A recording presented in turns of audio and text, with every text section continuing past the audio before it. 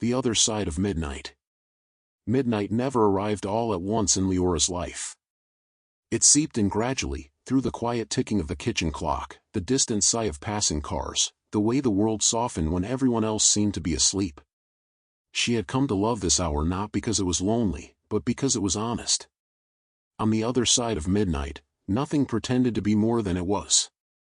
It was just past 12 when she stepped out onto her balcony with a cup of cooling tea cradled in her hands. The city below was a constellation of dim windows and street lamps, glowing gently as if aware of her gaze. She wrapped her cardigan tighter around herself and breathed in the night air, calm and expectant. That was when she noticed the light across the way. The apartment opposite hers had been dark for weeks, empty, she assumed, like so many others in the building that people passed through briefly and never truly occupied. Tonight, though, a single lamp glowed in the corner window, its light amber and soft. And silhouetted against it was a man standing very still, as though listening to something only he could hear. She didn't mean to stare. Yet some invisible thread held her attention, tugging gently but insistently. He turned, slowly, and in the brief alignment of windows, their eyes met. Neither of them moved. It should have been awkward, invasive even, yet it wasn't. There was no rush to look away, no sense of having crossed an invisible line. His expression was unreadable but calm, curious rather than startled. After a moment, he lifted his hand, not quite a wave, more like an acknowledgement. Leora surprised herself by lifting her own. That was all.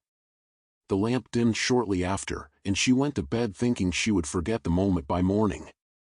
She didn't. The next night, the light returned. So did he.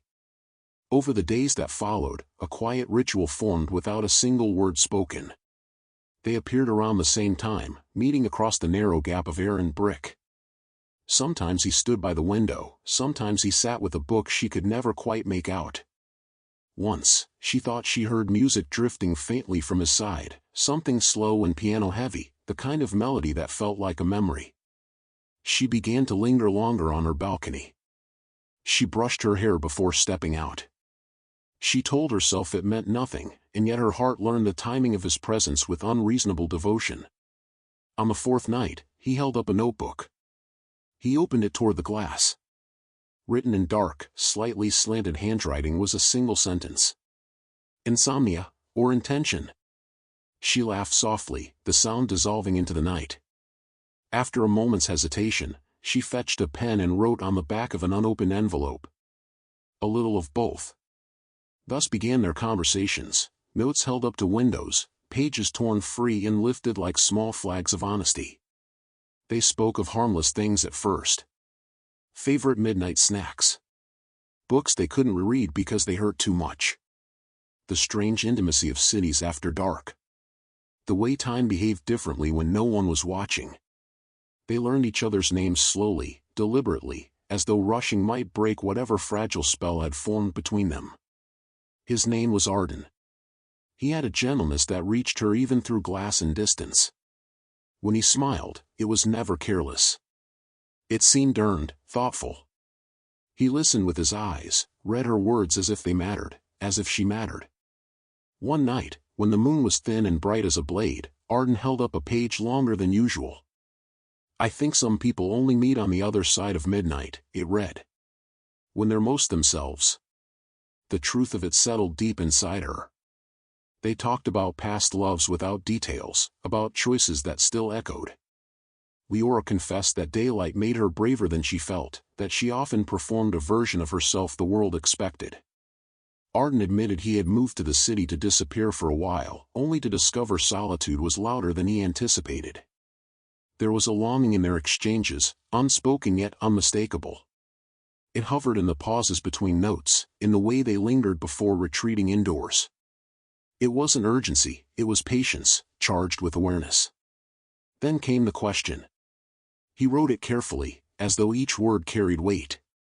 Would you want to meet? Her pulse answered before her mind could. She wrote back slowly, honestly. Yes. But not yet. His smile that night was understanding, almost relieved. The days passed, and midnight continued to belong to them. Whatever grew between their windows did so without demand. It unfolded like a promise being written instead of spoken, one that could expand, deepen, endure. And when Leora finally turned out her light that night, she felt it clearly. This was not the beginning or the end of something simple. It was the opening of a story that had only just found its hour. After the night of the question, something in the air between the two windows changed. The space did not shrink, yet it no longer felt empty. It felt occupied, by anticipation, by restraint, by a shared understanding that desire didn't always need to rush toward fulfillment to be real. Leora found herself moving through her days differently. Colors seemed softer, sounds more forgiving. She caught herself smiling at unremarkable moments, the barista mispronouncing her name, the elevator pausing too long between floors. Somewhere beneath the surface of routine, midnight was waiting. Arden's presence became threaded into her thoughts in quiet ways. When she read at night, she imagined what he might underline. When music floated through her apartment, she wondered if he would recognize the artist. She didn't idealize him, he was too real for that, but she felt seen by him in a way that surprised her. On the 6th night after his question, he appeared later than usual. Leora had begun to think he wouldn't come when the soft glow finally spilled into his room. This time, he didn't stand immediately by the window. Instead, he sat on the floor, back against the wall, legs stretched out, shoulders slumped as though carrying the day's weight with him. She lifted her envelope. "Long day?" He nodded, then held up his notebook. "One of those days that follows you home." The words stirred something tender and protective in her. She wrote without thinking too much. "You don't have to carry it alone tonight." He read that slowly. When his gaze lifted, it lingered on her longer than usual, as if he was searching for something in her face that couldn't be written. His reply came several minutes later. "That's dangerous," he wrote. "I might believe you." Leora rested her arms on the balcony rail, feeling the cool metal beneath her skin. Honesty felt easier here, in half-light and distance. "Maybe I already do," she replied. Silence followed, not the awkward kind, but the deep, resonant quiet that settles when two people are thinking the same thought from opposite sides of a shared truth. He closed his notebook eventually and simply stayed there, present, real. That night, neither of them said goodnight first. In the days that followed, their conversations deepened with the slow confidence of trust. They spoke less about preferences and more about meanings. About fear, the kind that doesn't shout but whispers until you believe it. About how intimacy, when it arrives too fast, can feel like being misunderstood. One evening, Arden wrote, "I once loved someone who wanted me loudly. You want me carefully." The tenderness of that nearly undid her. She replied, "Carefully doesn't mean quietly. It means I'm listening." From then on, they began sharing fragments of their nights. He showed her a scar on his wrist, neither hidden nor emphasized, and she didn't ask for the story until he offered it days later. She admitted she sometimes feared she was more interesting in imagined spaces than in reality. He countered that reality, when allowed to breathe, was often kinder than imagination. The night they finally spoke of touch came unexpectedly. It was warm for midnight, the city humming faintly. Arden held up a single sentence.